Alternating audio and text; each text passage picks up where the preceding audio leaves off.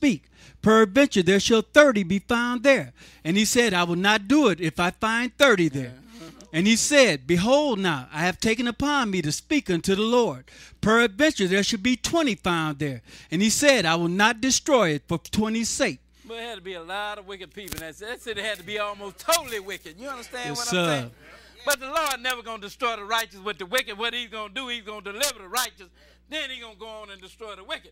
But Abraham is making his case here. Go ahead, read on. Verse 32. And he said, Oh, let not the Lord be angry, and I will speak yet but this once. Peradventure 10 shall be found there. And he said, I will not destroy it for 10's sake. And the Lord went his way, as soon as he had left communing with Abraham, and Abraham returned unto his place. Now, go on into chapter 19 and began reading at verse 1. Go ahead, read. And there came 2 angels to Sodom at evening, and Lot sat in the gate of Sodom. And Lot, seeing them, rose up to meet them, and he bowed himself with his face toward the ground. And he said, Behold now, my lords, turn in, I pray you, into your servant's house, and tarry all night, and wash your feet, and ye shall rise up early, and go on your ways. And they said, Nay, but we will abide in the street all night. Go ahead. And he pressed upon them greatly, and they turned in unto him, and entered into his house. And he made them a feast, and did bake unleavened bread, and they did eat. But before they lay down, the men of the city, even the men of Sodom, compassed the house round, both old and young, all the people from every quarter. Now, you know, you got everybody involved in the thing, old and young. Now, they done surrounded the man's house. And now they going to ask Lot, bring them out here so we may know them. What know mean, in this case, it means to lay with them. Go ahead and read on. And they called unto Lot, and said unto him, Go ahead. Where are the men which came in to thee this night? Bring them out unto us, that we may know them. Go ahead. And Lot went out at the door unto them, and shut the door after him, and said, I pray you, brethren, do not so wickedly. Behold now, I have 2 daughters which have not known man.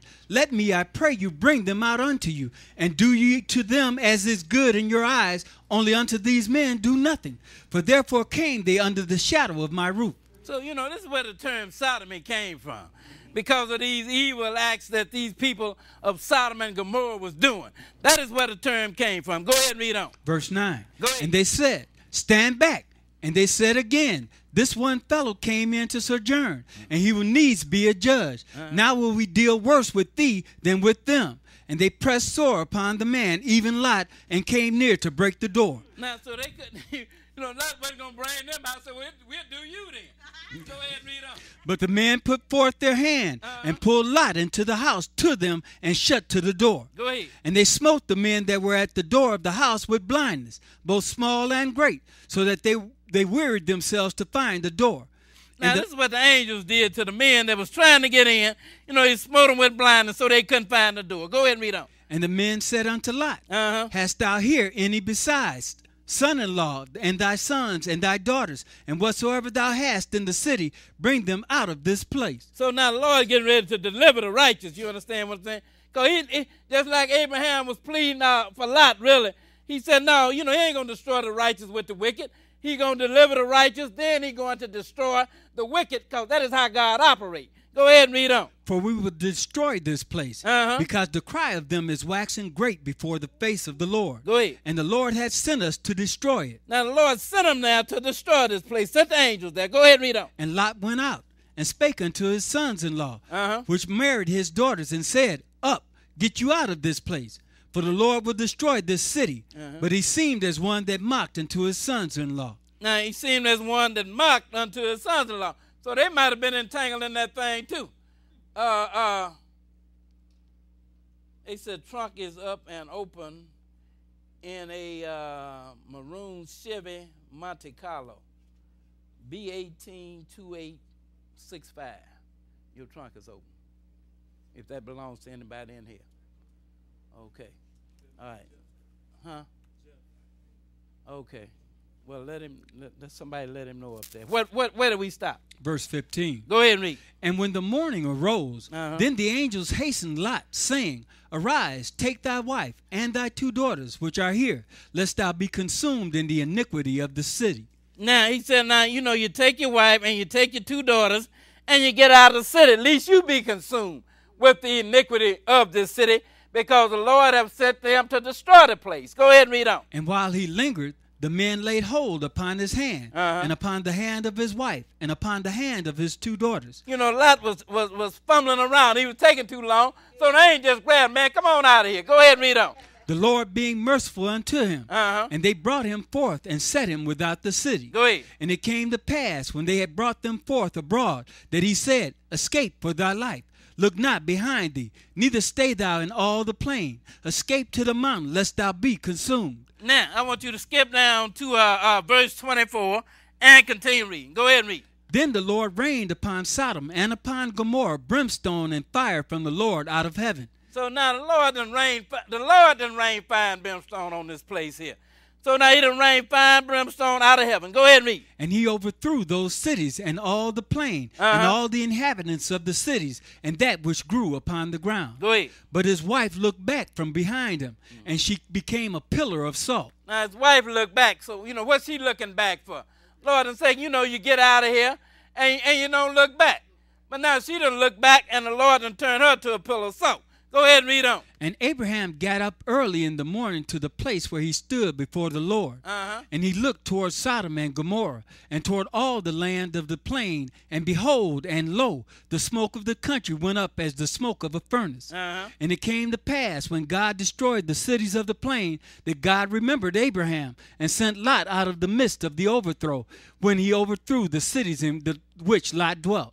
So now, you know, Abraham being a righteous man, and then Abraham cried out for Lot's sake, and God heard him, and he delivered Lot. And as he said, will you destroy the righteous with the wicked? No, God don't destroy the righteous with the wicked. He delivered the righteous, then he went on, and he destroyed the wicked. Let's go now to Deuteronomy chapter 23, and we'll begin reading at verse 17. Deuteronomy 23 and verse 17. So this is where the term sodomite came from, or sodomy came from, because of the wickedness that went on in Sodom and Gomorrah. Let's start reading here, Deuteronomy chapter 23, and we'll begin reading at verse 17 now. 23 and 17. 23 and 17.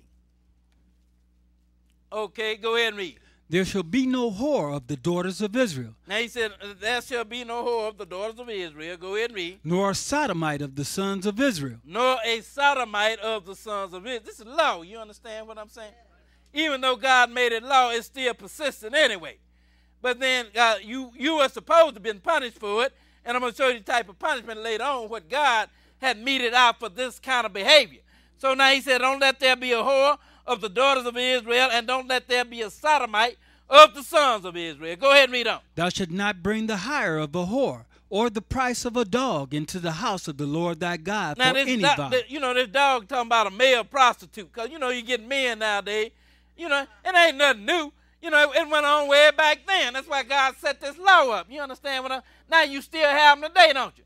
Well, I ain't no homosexual, but I do have a relationship with other men to get money. Yes, sir. Something wrong with you.